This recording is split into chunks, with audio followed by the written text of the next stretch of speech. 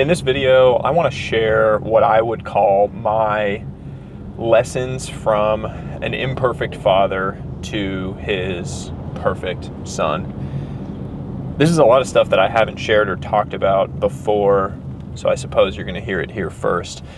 About 2 years ago, my wife and I were blessed with our first son.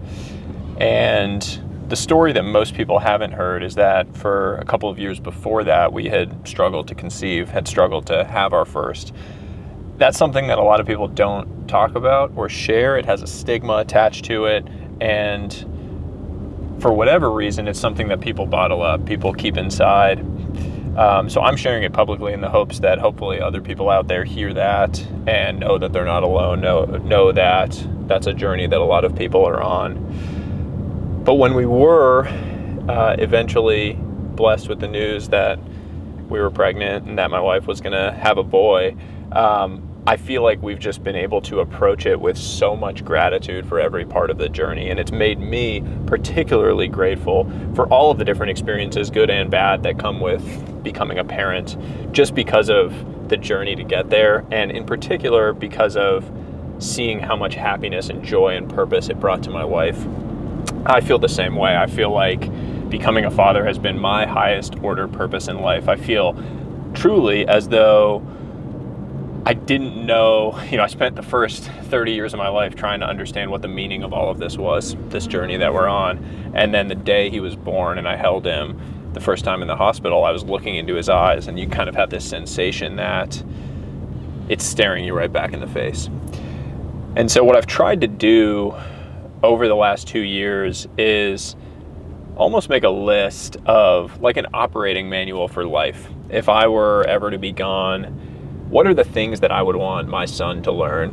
The traits, the habits, the skills, the principles of life, if you will, that I would want him to embody in his life. And I say lessons from an imperfect father to his perfect son because I am far from perfect. I am far from being perfect at embodying all of these things. But they're things that I strive to embody, things that I am working towards, and things that I know I'm not going to be able to teach him by just saying them, but that I might be able to get him to learn if he sees me embodying them myself. So I want to talk through that list, those things that I've written down, and share them. This is going to be raw. This is going to be unfiltered, uncut, because it's a meaningful message to me, and hopefully there are other people out there for whom it will be meaningful as well.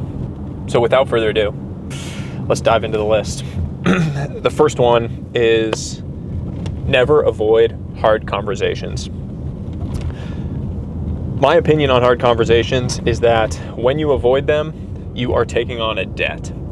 What I mean by that is time does not heal anything when it comes to relationships.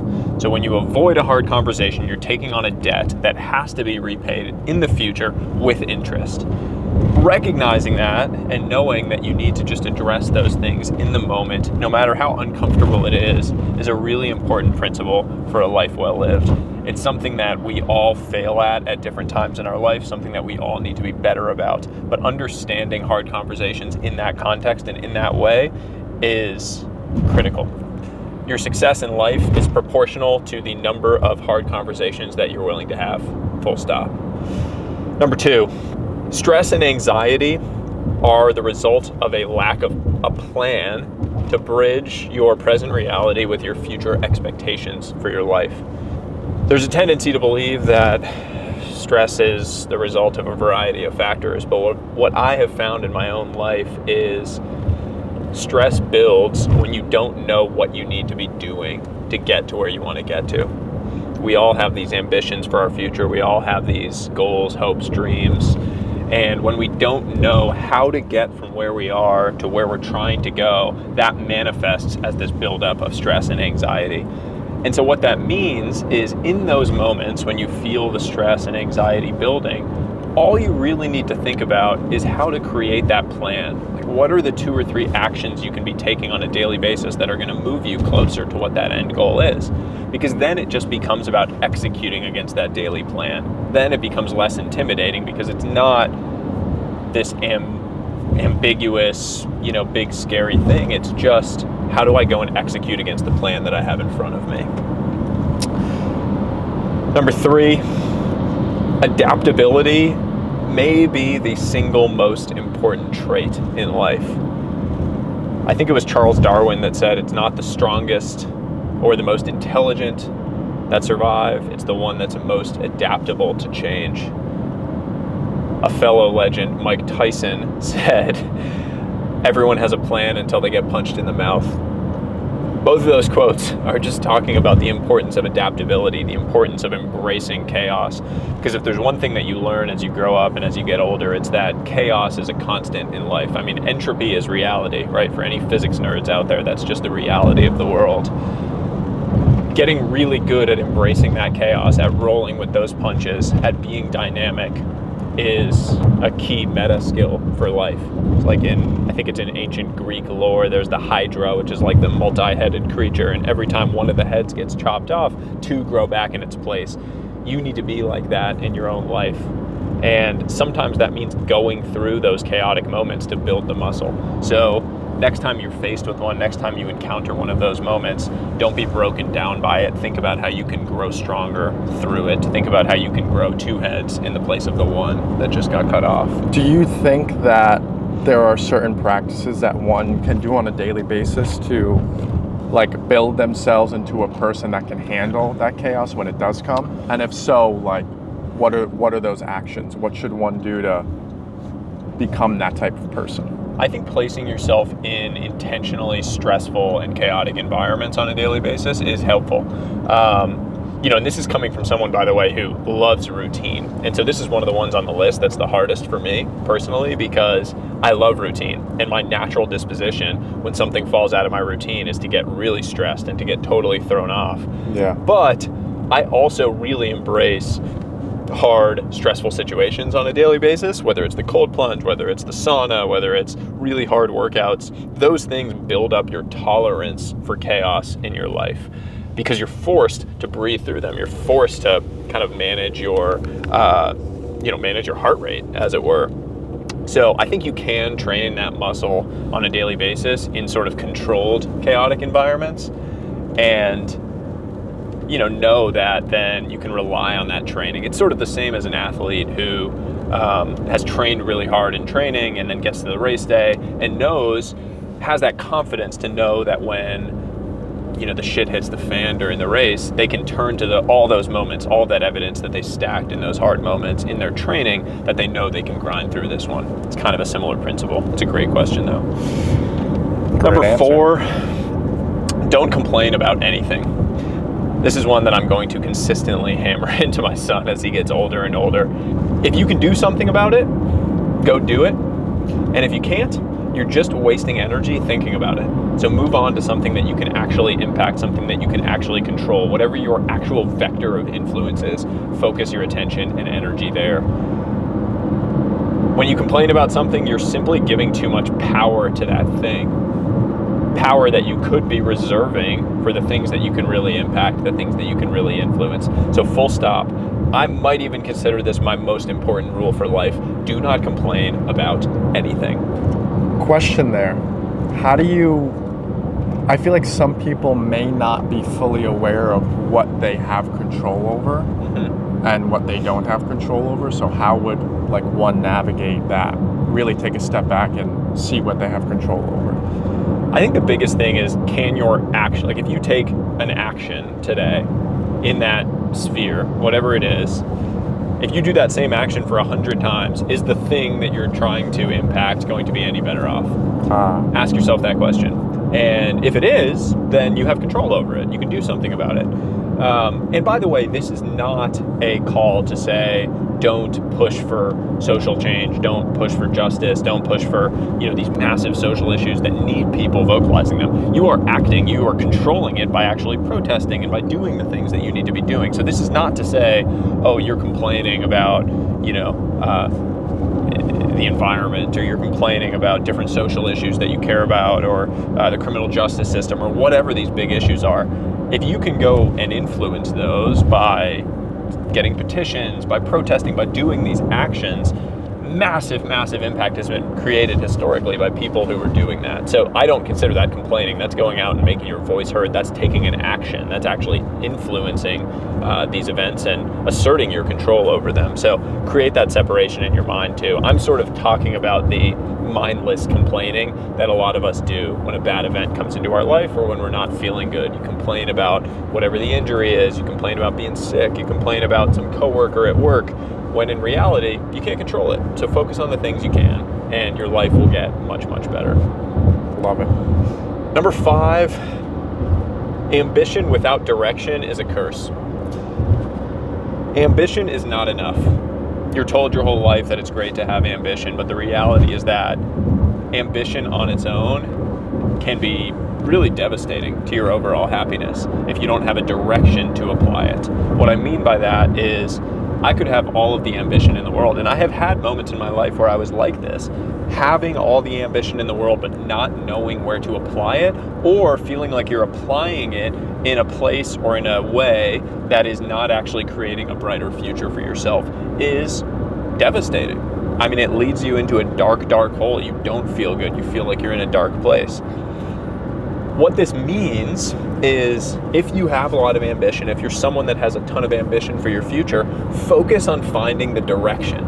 Don't worry about the ambition. It's going to be there. You have that. That's hardwired within you. Focus on finding the direction that you're going to apply it against. Because direction is much more important than speed. We live in this day and age where you're on social media, you see all these people talking about how they made X million dollars by this age, or got Forbes 30 under 30, or whatever the thing is. Everyone wants to get rich quick. Everyone's like, oh, I want to do this by this age. I want to do this by this. But the best things in life take a long time. The most lasting things happen slowly over long periods of time. So direction is much more important than speed. It's much more important to climb slowly up the right mountain than to climb fast up the wrong one. So focus on direction. Focus on finding what that direction is. And if you have ambition, apply it towards that. What if you don't know what direction you want to go in? You have to experiment. Experimentation is, I think that your 20s and 30s are like your explore. That's your experimentation time. I think too many people get caught in the trap of feeling like they need to have achieved everything by the time they're 30 or the time they're 35. The first time I met you, you were like, I got to be here by 30. Yeah. You're 27 years old, and you said that to me, and I was like, why? What? Like, that's just made, that's literally a social media fugazi that like, oh, well, that guy has 100 million by 30, or this person has this by this age. It's just made up. It's not reality. And by the way, most of those people are lying. Or they've made that money by selling courses, not actually doing the thing that they are expecting you to do. So really just focus on finding that direction. Explore a lot, try different things, figure out where your energy is pulling you. Don't worry so much about passion. Well, we'll get into this later, but don't worry so much about passion. Think about energy. Yeah. And a lot of these things fall into place. Number 6, you can get pretty damn far in life by just being someone who people can count on to show up and do the work. Another way of saying this is that people overestimate the importance of excellence and underestimate the importance of reliability, because being consistently reliable makes you excellent in the long run. Very few people can just consistently show up, punch the clock, and do the work. Figure it out and just get the job done. It's so, so rare. People that you're going to be competing against will not do that. And so just being someone that's willing and able to just show up, punch the clock, and do the work with no strings attached, no crazy requests all the time, just showing up and doing it over and over and over again. And that applies to everything in life. It applies to your career and your job. It also applies to your marriage, relationships. It applies to your workouts. Just show up, punch the clock, and do the work. You don't need to have the most intensity every single day. You don't need to be the perfect, flashy, elegant, all of these things. You just need to show up and let compounding do its thing. What kind of mindset do you think most people are taking on that's preventing them from being just consistent every single day? Are they just focused on the wrong things? Like you said, are they focused on trying to be the best? Like, why is it so hard for... I think there's a couple things. I mean, I think the biggest one is we all have this impression that life is a winner's game, meaning it requires hitting, it's a phrase from tennis, it requires hitting the perfect shot. So you need to hit the $1 billion outcome, or you need to hit the the perfect job, whatever the thing is. You need to do that in order to achieve. When the reality is that most of life is a loser's game, meaning that you win by consistently not making unforced errors, by just staying in the game and allowing things to compound. It goes back to this like social media fueled, misperception that life is like everything can happen so fast and the best things in life happen fast. The biggest mistakes I've made in my own career and life were when I was trying to focus on making money quickly on anything. It didn't matter, like investing, I've just lost tons of money. NFTs, whatever, like all of these, whatever the thing was that people had FOMO around, whenever I tried to do it, I was trying to make money quickly, I lost. And when I've done best, and the things that have really worked in my life have been when I was just focused on creating value for other people and creating impact. And when I did that, that's what worked. And that's what works in your life. It's just showing up and doing the boring basics and avoiding the unforced errors, staying in the game long enough to allow things to compound so that you can win. Number 7, cherish the truth tellers in your life. Probably one of the most common causes of the downfall of great men and women throughout history is that as they got higher and higher up in their life, as they got closer and closer to the sun, they had fewer and fewer people around them who were willing to tell them the truth, who were willing to give them the candid feedback and be honest with them about anything that they were pursuing in life. And so they had fewer people doing that, meaning their perception of reality became more and more skewed, more and more insulated, and eventually you blow up if you do that. The way to counter this is to have people in your life who feel safe and comfortable telling you the truth, who feel safe and comfortable giving you the hard feedback, telling you that that thing doesn't make sense, that the thing you're doing doesn't work, that the content you're putting out isn't really clicking, or you probably should think twice about it. I have that in my spouse, for sure. I certainly have it in my mom and dad. I probably have a couple of friends that are like that. But as an individual, you need to make sure that those people feel comfortable doing that, because it's very easy as you get more and more successful for people to just be kind of back patters in your life, to just come and say the nice thing like, hey, great job, you're doing awesome. Oh, that's such a cool business you're doing. That's such cool content, whatever it is. And that's fine. You need some cheerleaders in your life, but what you really need are these truth tellers who are willing to hold you to account and who you embrace in your life so that they know that they can do that safely without fear of being reprimanded or cut out of your world. 8, always default to kindness. Somehow, I don't know why, kindness is severely underrated in this world. You can get really far by just being someone that people like to be around, by just being kind to other individuals, by just genuinely rooting for other people to succeed and to win. So be that light, be kind to every single person you encounter. It costs you nothing and it pays dividends in the long run. You think being kind is the best way to get someone to like you? Like, you don't think there are other factors that come into play? Well, you're assuming in that instance that the most important thing is getting people to like you, which I think is a flawed assumption. I just think being kind is the best way to live your life. I think it's the best way to be happy yourself is to just be kind to people you interact with. And frankly, even more important, to be kind to people who are not kind to you. Internet trolls, like people that talk smack on the internet about you, that say negative things. Have empathy. Be kind to every single person you meet, no matter what they're doing. That goes a long way. And it goes a long way to preserving your own internal garden, your own internal peace of mind as well. Because the second you allow anger or jealousy or envy or any of those things to be sort of building up inside you internally, it plays out into your external world. So really, really important. Number 9, spend time with people who make your eyes light up. This is a harsh truth of life, but every single person is either pushing you forward or holding you back. There's no in between. You need to determine which one of those two someone is in your life and spend more time around the people who are pushing you forward. I don't believe there's any such thing as someone who's just keeping you the same. I think it's one or the other.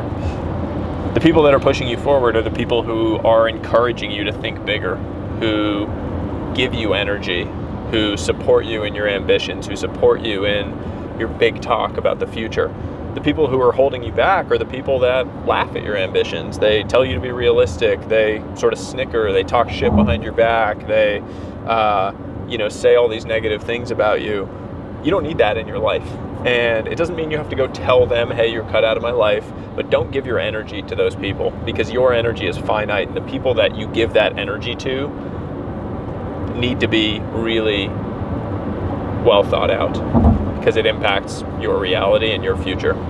How important would you say it is to find someone who's like that with you in a spouse? So important. The most important decision you'll make in your entire life is who you choose to partner with.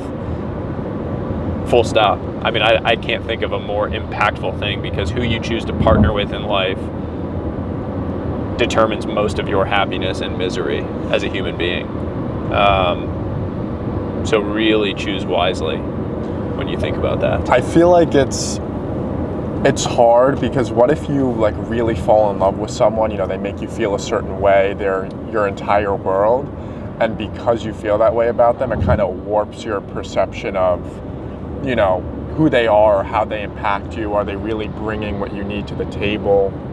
And I think it can be hard if you go down there. I think you get blinded by, this is all life, right? You get blinded by emotion, especially early on with anything, right? It's the same as like when you get bad feedback on something that you just worked on. You're blinded by the emotion, the emotional reaction to it. Like, I just worked so hard on this thing. I think so highly of it. You're criticizing it, like putting a book out into the world and people hate it. You're like, well, I mean, your tendency would just be to get angry really quickly and to be like, push back or ignore it and be like, oh, I didn't see that. You like blind your eyes to it, see no evil type deal.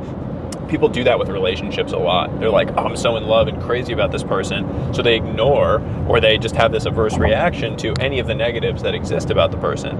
And the reality is, what you need to do is come back to it and treat those things more like a scientist. I mean, you need to come back to negative feedback that you get. You need to come back to these people and see it for what it is and make a more rational, clear-headed thought process and decision around it, rather than allowing your emotions to dictate it. Because emotions are rife in a relationship and so tied to how we think about them. But at the end of the day, this is the person you're going to spend the most time with out of anyone else your entire life, and other than you. You're going to spend the most time with yourself, and then second most time with your partner. And really thinking through that decision, is this someone that I want to spend a whole lot of time doing nothing with, because that's what life is really important. Well said. 10, we're halfway home. Embrace the friction of the hard to live an easy life. Hard life now, easy life later. It's a common phrase people have said. I truly believe it's true. Every single thing that you want in life is on the other side of something that sucks. Something hard. That suck could be 100 workouts, 100 bland meals, 100 hours of focused work, 100 hard conversations, whatever. Everything that is good in life comes on the other side of doing something really hard over an extended period of time. You need to embrace doing those hard things if you want to build that future that is really meaningful to you. So focus on delayed gratification. Embrace delayed gratification as a core principle, a core value of life if you want to live the life of your dreams on the other side. 11, the regret from inaction is far worse than the regret from action. This is probably the number one thing for indecisiveness that any aspiring entrepreneur or highly ambitious person has. They say, like, well, what if I do this thing and it fails? What if I do this and it blows up? Everyone's going to laugh at me, all of these things. The regret of not doing it is always going to be worse than the regret of doing it and failing. The reality, if you leave your 9 to 5 and go try something new and it fails, you assume you're never going to be able to go back to that 9 to 5. You can go back and get another normal job.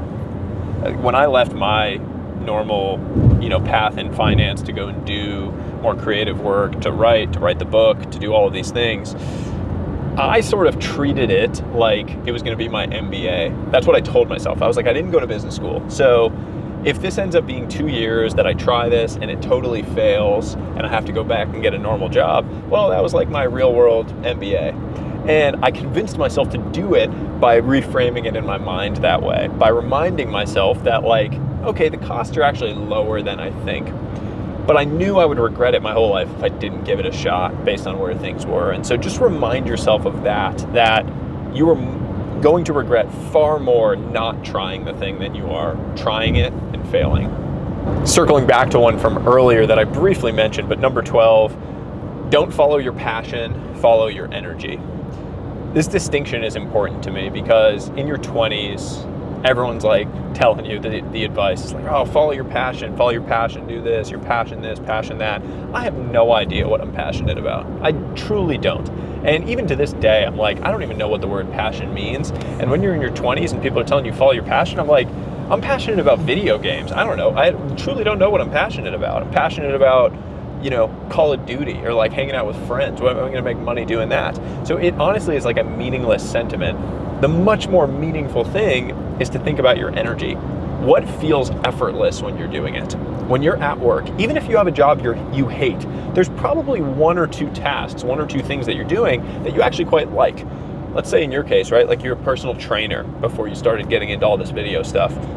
And you really don't love it. You don't care for it much. But you really like the human interaction, the banter, the building of relationships. Yes. Okay, there's an insight there. That feels very easy to you. That's following your energy. So now you can say, okay, I'm pulling out this one insight of something that feels very easy, that I have energy around. How can I leverage that in a different field?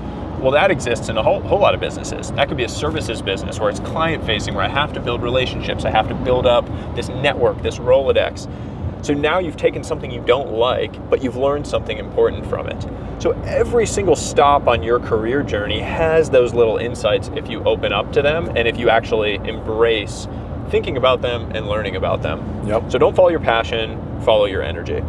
13, talent and skill are great, but they're nothing without self-awareness. Self-awareness is probably one of the most important traits that I can imagine having as a human being. It means knowing what you are good at, and even more importantly, knowing what you're bad at. There are these great stories about athletes in this way. Athletes who knew that they weren't going to be the most talented player on the team or in the league, but they knew that they could really precisely fill a role on a team, and they built incredible careers around that. Some of the best CEOs in the world know exactly what they're great at, and then they outsource around all of the things. They hire people to kind of fill in the gaps around them for the things that they're not great at. Tim Cook, when he took over at Apple for Steve Jobs, he knew that he was not Steve Jobs. And that self-awareness has allowed him to thrive in the role. He doesn't think about all the time, how can he be the visionary product person that Steve was? He knew that what his incredible skill set was around operations and really nailing that. And where Apple was in its trajectory, he was able to leverage that skill to create trillions of dollars of shareholder value over these years that he's been CEO. But it was only through self-awareness. It wasn't about the talent, it wasn't about the skill. Those are great to have. But knowing where you can fit in and knowing how to build around you to create a cohesive organization is even more important. So what kind of advice would you give to, a young man or woman in their early 20s? Let's say that they are aware of, their strong points and their weak points. Should they hone in on the strengths, or should they, kind of better their weaknesses? How should someone who's young navigate through that?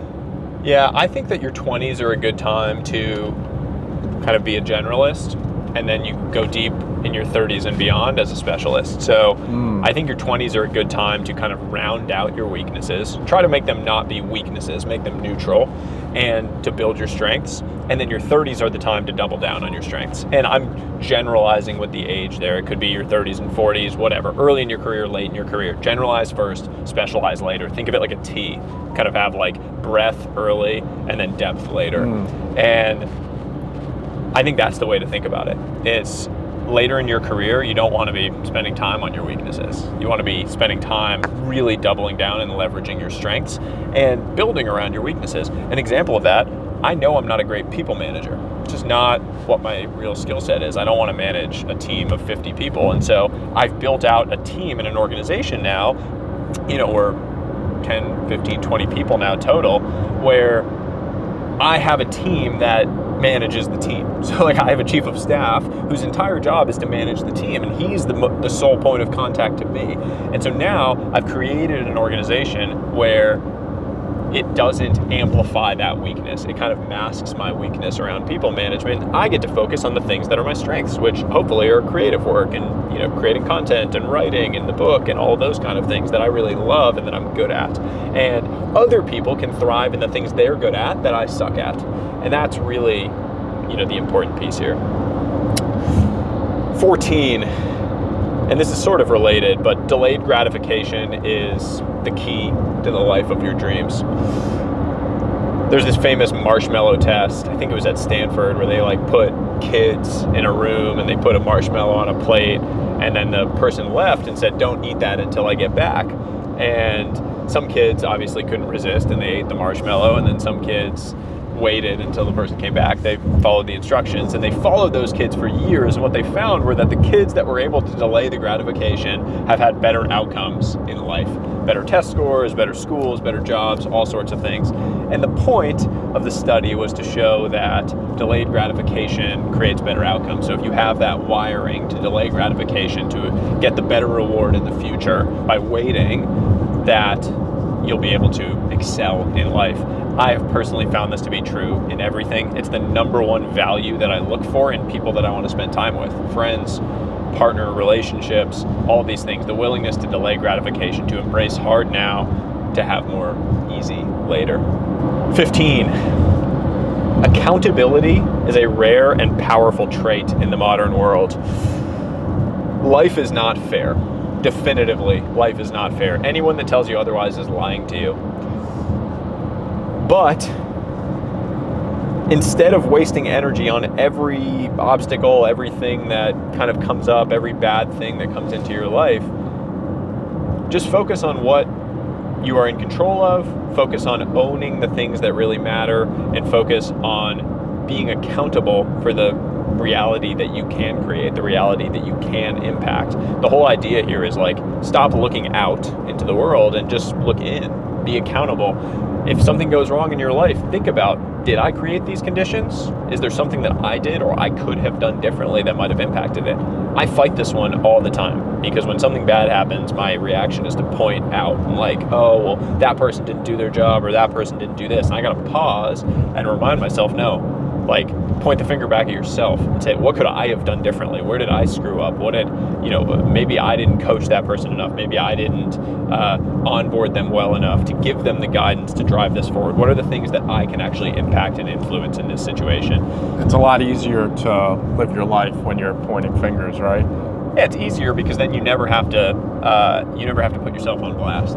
And that's the hardest thing as a human, right? It's we all have this egocentric bias to cognitive bias. It's a protection mechanism. We want to protect ourselves and protect our egos, to think that we are perfect and everyone else is flawed. Mm-hmm. There's something called fundamental attribution error, which says that we attribute other people's actions to their character, but we don't attribute our own actions to our character. So someone else shows up late and we're oh, lazy, doesn't care about work, all these other things. But if we show up late, we're oh, the kids were screaming, all these other things were happening, it's obvious that I'm late. And we need to fight it. Awareness is the key to that. You need to fight back and remember that you have to put yourself on blast. You need to be your own harshest critic sometimes if you want to make progress. Can you build awareness? Can you build that skill, or would you say it's more innate?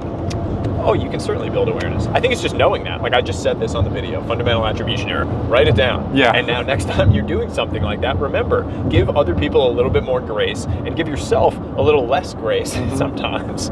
There's a common trend of saying on the internet, you need to give yourself more grace. I think sometimes that's true, but most of the time, we need to put ourselves on blast a little bit more.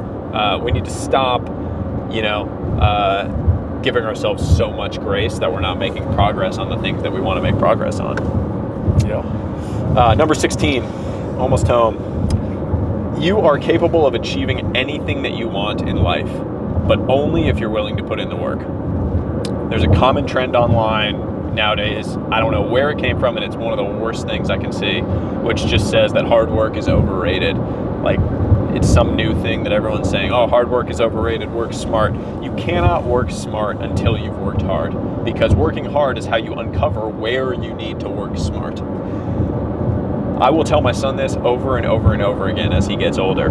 He can accomplish anything that he sets his mind to. I don't care what it is, literally anything. But he has to be willing to put in the work. He has to be willing to work hard every single day towards that end. Focused, disciplined effort every single day, and you can literally achieve anything. And by the way, hard work is not the like flashy Instagram post saying rise and grind, yo, I'm on my grind, bro. Like, you know, it's not tweeting about how many hours you worked. It's not posting that stuff on the internet, flexing on it, whatever. Here's what my room looks like. I'm obsessed. I do this, I do that. It's literally just doing it. Because the people that you read about and that we now laud as these like, oh, they worked so hard and then they accomplished these things, they weren't talking about it. They literally just did it, right? Like Elon Musk building Tesla or whatever companies, Jeff Bezos building Amazon, he wasn't talking about the fact that he was sleeping under his desk. He literally was just doing it because he was in it every single day. So remember that. It's not about talking about it. It's actually just about doing it every single day. And by the way, I recognize the irony of being someone who's talking about it right now while also saying that. But you can follow me on any one of these platforms. You know that I'm practicing what I'm preaching on a daily basis with this stuff. Yep, sure are. Number 17, be a darkest hour friend. This is a harsh truth of life. Most of your friends are not really your friends. They're just along for the ride when it's fun, convenient, or valuable, and they'll be gone when it's none of those things. Your real friends are there for you when you have nothing to offer in return. Those are your darkest hour friends. You need to find them, you need to cherish them, and you need to be one to someone else. Do you think, I've thought about this, it's a lot harder to find those darkest hour friends later in life, because usually people are, looking to get something out of you, whereas when you're younger, you're developing like a real raw friendship, with no incentives or no intentions outside. Yeah, I think in general, like, people don't make that many new friends later in life. Yeah. I personally think that's because they narrow their like window of opportunity to make friends. Like, you're not going to clubs, you're not in school where you're surrounded by people, you're not taking classes, you're not going to new gyms, like you're not doing the things that expose you to those new friends. So I think it's more a function of that than it is of really anything else. But yeah, you have to find those people in your life. Number 18, closed mouths don't get fed. If you want something and you've done the work to deserve it, go and ask for it, plain and simple. So many people are getting held back in life simply because they're unwilling to ask for the things that they've earned. So if you feel like you deserve that thing, if you feel like you've put in the work to earn it, go and ask for it. The old adage to sit back and wait for good things to happen to you is terrible advice, because a little push can often go a long way. Number 19, always remember that no one has it all figured out. When I was younger, I had this assumption that the people that I looked up to in life, the people I admired, had everything in their life figured out. That they knew exactly where they were going, they had exactly the right map to get there, that they woke up happy every single day, that everything was perfect. Then I spent more time with those people and I realized it just wasn't the case. No one has any idea what they want to be when they grow up. The most successful people in the world, doesn't matter. They have their own existential crises. They don't know what they're going to do after they're no longer CEO, or after their company sells, or after they're no longer an athlete. All of these people that we admire, that we look up to, are having their own struggles to figure it out, to figure out what they want to be when they grow up. It's a healthy reminder to all of you and to myself as we're on our own journeys to just remember that you're not really supposed to figure it out when it comes to your life. You're in a process of becoming, you're in a process of figuring it out all along the way, and there's no end destination. You're never going to wake up one day and be like, aha, figured it all out, because what would the fun be in that? A. And B, normally what I find is the second that I think I have it all figured out, I get punched in the face. So reminding yourself of that regularly is healthy and honestly just productive. All right, number 20, the last one. Life is much more fragile than you think, even when you account for that statement. The people that you love in your world, the people you care about most, your time with them is extremely finite. Inevitably, you are going to lose people that you love. Unexpressed love with those people is my biggest fear. Unexpressed love are the things that you feel, the love that you don't express to people while they're still around. It's a terrible shame that we wait to say all these nice things about other people until we're at their funeral, until after it's too late. So that should be a call to action. It should be a call to arms. If you think something nice about somebody, let them know right then. Tell them those things. Give them their flowers, if you will. Because life is so fragile, and you never know when it's going to be the last time that you spend time with someone, the last time that you see them, the last time you go for a walk with them, any of those things. So that's number 20, and that concludes this operating manual for life, I suppose, that I put together, these lessons from an imperfect father to his perfect son. And as you'll note from the entire list, these are not parenting lessons. These are lessons for life, principles, habits, actions, ways to live, ways to think about the world that I think are broadly applicable, whether you're a kid growing up, whether you're 18, right about to start your life, whether you're 25 in your career, whether you're 45, 65, 85, whatever. Hopefully they're helpful. Hopefully you find some value in this. And hopefully you learned something or picked up one idea that might positively impact the way that you go about your life in the coming days, weeks, months ahead. So thanks for tuning in. And as always, until next time, stay curious, friends.